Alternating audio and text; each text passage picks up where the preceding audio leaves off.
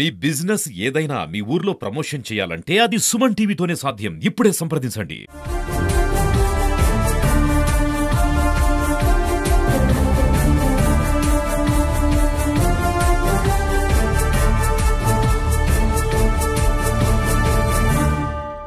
తిరుపతిలో సైబర్ నేరగాళ్ల ఉచ్చులో పడుతున్నటువంటి పలువురిని పోలీసులు ఐడెంటిఫై చేశారు. దాంతోపాటు కూడా ఏదైతే ఇటీవల జరిగినటువంటి 1,20,00,000 స్కామ్కి సంబంధించి అంటే ఒక ఉపాధ్యాయురాల ద్వారా సిబిఐ అధికారులమంటూ చెప్పి వాళ్ళని మోసగించే ప్రయత్నం అయితే చేశారు. అయితే ఆమె వివిధ కంతుల ద్వారా వాళ్ళకి 1,20,00,000 ట్రాన్స్ఫర్ చేసినటువంటి పరిస్థితి. అసలు ఎలా ఫ్రాడ్ జరిగింది, సైబర్ నేరగాళ్ళు ఆమెను ఎలా టార్గెట్ చేశారనే విషయాలపైన మనతో మాట్లాడదాం. డిఎస్పీ భక్తవత్సలం ఉన్నారు. సార్, ఏంటి గతంలో కూడా మనం చూసాం ఇదే ఈస్ట్ పరిధిలో కావచ్చు, అంటే తిరుపతికి సరౌండింగ్స్లో ఉన్నటువంటి చాలామంది కూడా సైబర్ నేరగాల ఉచ్చులో పడినటువంటి పరిస్థితి. ఈ కేసులో ఎలా ఉంది సార్ స్టేటస్?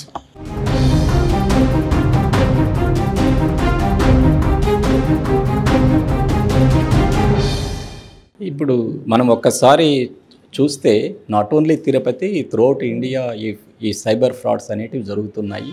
ఈ సైబర్ ఫ్రాడ్స్ గురించి మా పోలీస్ డిపార్ట్మెంట్ తరఫున ఎప్పటికప్పుడు ప్రజలను అప్రమత్తం చేసి ఆ విధంగా మోసపోకండి అని తెలియచేస్తున్నాము. అయినా ఇంకా కొంతమంది మోసపోతూనే ఉన్నారు. ముఖ్యంగా ఈ మధ్య జరిగిన నేరాలు ఒక్కసారి గమనిస్తే మనకి సైబర్ ఫ్రాడ్స్లో ముఖ్యంగా చెప్పుకోదగ్గది డిజిటల్ అరెస్ట్. నెంబర్ 2, మీకు ఈ షేర్స్లో పెట్టుబడి పెడితే మీకు ఎక్కువ లాభాలు వస్తాయి అని చెప్పి వాళ్ళు ఒక లింక్ పంపించడము. ఆ లింక్ పంపించినప్పుడు వాళ్ళ ఓన్ అకౌంట్కి వీళ్ళు డబ్బులు ట్రాన్స్ఫర్ చేసేటట్లు చేసుకోవడము. తర్వాత మనకి ఏదైనా సర్వీసెస్లో ఇబ్బంది అయినప్పుడు ఆ సర్వీస్ సంబంధించిన కస్టమర్ కేర్ నెంబర్ కనుక్కునేకి మనము వెబ్సైట్స్ కానీ ఆన్లైన్లో కానీ మనము సెర్చ్ చేసినప్పుడు ఆ ఫేక్ కస్టమర్ కేర్ నెంబర్లు మనకు దొరకడము. ఆ ఫేక్ మొబైల్ నెంబర్కి మనం ఫోన్ చేసినప్పుడు ఎస్ మీకు ఆ సర్వీసెస్ ఇస్తాము, మీకు ఒక ఓటీపీ వస్తుంది, ఆ ఓటీపీ చెప్పండి అని అడగడము. ఓటీపీ చెప్పగానే మన బ్యాంక్ అకౌంట్ నుంచి కొంత డబ్బు వాళ్ళకి ట్రాన్స్ఫర్ కావడం, ఇవన్నీ జరుగుతున్నాయి. ఈ సందర్భంగా ప్రజలకు మీడియా ద్వారా తెలియజేసేది ఏమంటే డిజిటల్ అరెస్ట్ అనేది ఎక్కడా చట్టంలో లేదు, దానికి చట్టబద్ధత కూడా లేదు. కాబట్టి ప్రజలు ఎవరైనా మిమ్మల్ని ఈ తప్పు చేశారు, మిమ్మల్ని డిజిటల్ అరెస్ట్ చేస్తున్నాము అని అంటే దాన్ని నమ్మాల్సిన అవసరం లేదు. నమ్మి మోసపోకండి. మీకు ఏదైనా అటువంటి కాల్ వస్తే లోకల్ పోలీస్కి కానీ 100కి కానీ కాల్ చేస్తే మీకు వారు వచ్చి ధైర్యం చెప్తారు. మీరు ఎట్టి పరిస్థితుల్లోనూ ఈ డిజిటల్ అరెస్ట్కి భయపడాల్సిన అవసరం లేదు. ముఖ్యంగా ఈ డిజిటల్ ఫ్రాడ్స్టర్స్ వాళ్ళు రిటైర్డ్ ఎంప్లాయీస్ని టార్గెట్ చేస్తున్నారు. అందులో కూడా ముఖ్యంగా retired teachers, retired engineers, retired డాక్టర్స్ని టార్గెట్ చేస్తున్నారు. వాళ్ళు టార్గెట్ చేయటంలో ముఖ్య ఉద్దేశం ఏమిటంటే రిటైర్డ్ అయిన తర్వాత రిటైర్డ్ బెనిఫిట్స్ వాళ్ళకి వచ్చి ఉంటాయి. అవి బ్యాంకులోనే వాళ్ళు ఫర్దర్ వాళ్ళ లైవ్లీహుడ్ కోసం బ్యాంకులోనే పెట్టుకొని ఉంటారని తలచి సైకలాజికల్గా వాళ్ళని భయపెడితే ఆ స్పాన్ ఆఫ్ సెకండ్లో భయపడి ట్రాన్స్ఫర్ చేస్తారు అనే ఉద్దేశంతో వాళ్ళు రిటైర్డ్ ఎంప్లాయీస్ని టార్గెట్ చేస్తున్నారు.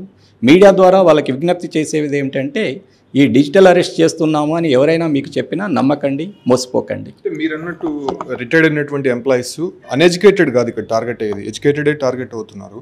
సో వీళ్ళు రిటైర్డ్ అయినటువంటి విషయాన్ని, అదే రకంగానే వీళ్ళు దగ్గర ఉన్నటువంటి డబ్బుల విషయాల్ని వాళ్ళకట్ట ఇన్ఫర్మేషన్ వెళ్తుంది.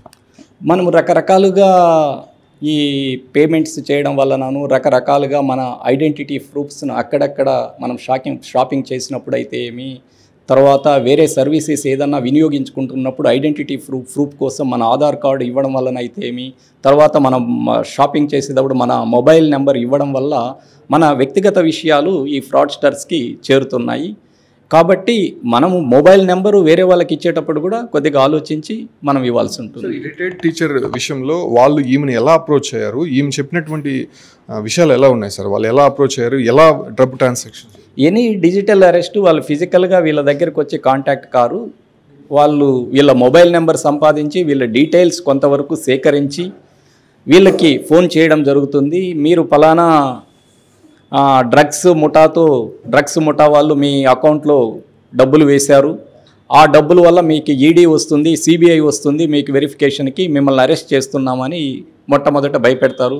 తర్వాత ఒకరు యూనిఫామ్లో ఆన్లైన్లో వచ్చేసి ఎస్ మీ మీద కేసు రిజిస్టర్ అయింది సిబిఐలో, ఈడీ మేమంతా మిమ్మల్ని అరెస్ట్ చేయడానికి వస్తున్నాము, డిజిటల్గా మిమ్మల్ని అరెస్ట్ చేస్తున్నామని భయపెట్టడం జరుగుతుంది. తర్వాత నెక్స్ట్ కాల్కి మీరు ఈ డిజిటల్ అరెస్ట్ నుంచి తప్పించుకోవాలంటే కొంత అమౌంట్ ట్రాన్స్ఫర్ చేయండి అని చెప్పడం జరుగుతుంది. వీళ్ళు ఆ సైకలాజికల్గా భయపడిపోయి ఫస్ట్ కొంత అమౌంట్ ట్రాన్స్ఫర్ చేస్తారు.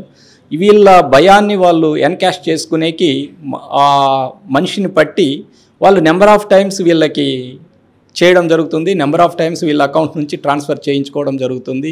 ఇప్పుడు మనకు లేటెస్ట్గా వచ్చిన కంప్లైంట్లో సుమారు 1,20,80,000 ట్రాన్స్ఫర్ కావడం జరిగింది రిటైర్డ్ టీచర్ అకౌంట్ నుంచి. ఆమెకి వాళ్ళు 7 సార్లు ఆమె అకౌంట్ నుంచి వాళ్ళ అకౌంట్కు ట్రాన్స్ఫర్ చేయించుకోవడం జరుగుతుంది. ఫైనల్ కాల్ వచ్చినప్పుడు ఆమెకి డౌట్ వచ్చేసి 1930కి ఫోన్ చేయడం జరిగింది. 1930కి ఫోన్ చేసినప్పుడు ఆ అకౌంట్స్లో ఓన్లీ 3,50,000 ఉన్నాయి.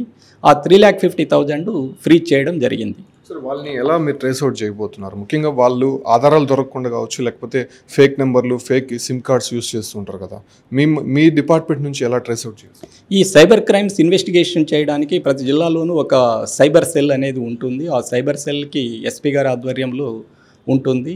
ఇన్స్పెక్టర్ గారు, కొంత స్టాఫ్ ఉంటారు. దీన్ని వాళ్ళు ఏ విధంగా ఆపరేట్ చేశారు, ఏ అకౌంట్స్కి వెళ్ళాయి ఏంటి అనేది వాళ్ళు డిటెక్ట్ చేస్తారు. వాళ్ళు ఇచ్చిన ఇన్ఫర్మేషన్ ఆధారంగానే మీకు కూడా తెలిసి ఉంటుంది. ఒక 5 months బ్యాక్ ఇక్కడనే డిటెక్ట్ కూడా చేయడం జరిగింది. వైజాగ్ నుంచి అరెస్ట్ చేసి వాళ్ళని తీసుకొని వచ్చి డబ్బులు కూడా రికవరీ చేయడం జరిగింది. సో చూసాం కదా, సైబర్ క్రైమ్ వలలో చిక్కుకున్నటువంటి పలువురిని ఇప్పటికే ఐడెంటిఫై చేశారు. దాంతోపాటు కూడా ప్రజెంట్ జరిగినటువంటి సిచ్యువేషన్స్ దాదాపు 6-7 సార్లు ట్రాన్సాక్షన్ జరిపినట్టు, ముఖ్యంగా సిబిఐ అధికారులు అంటూ మీరు జరిపినటువంటి ఫ్రాడ్ నేపథ్యంలోనే మిమ్మల్ని త్వరలో అరెస్ట్ చేయబోతున్నారు అనే విషయాలు చెప్తూ వాళ్ళని కొంత భయభ్రాంతులను గురి చేస్తూ, ముఖ్యంగా ఎడ్యుకేషన్ పర్సన్స్నే టార్గెట్ చేయడమే కాకుండా ఎక్కడైతే డబ్బులు వాళ్ళు ఎక్కువ ట్రాన్సాక్షన్స్ చేస్తుంటారో ఆ ఒక్క పరిధిని వాళ్ళు ఐడెంటిఫై చేసి వాళ్ళని టార్గెట్ చేసినటువంటి పరిస్థితి. ప్రస్తుతం జరిగినటువంటి కేసులో పోలీసులు అయితే ఇన్వెస్టిగేషన్ ముమ్మరం చేసినని స్పష్టంగా చెప్పచ్చు.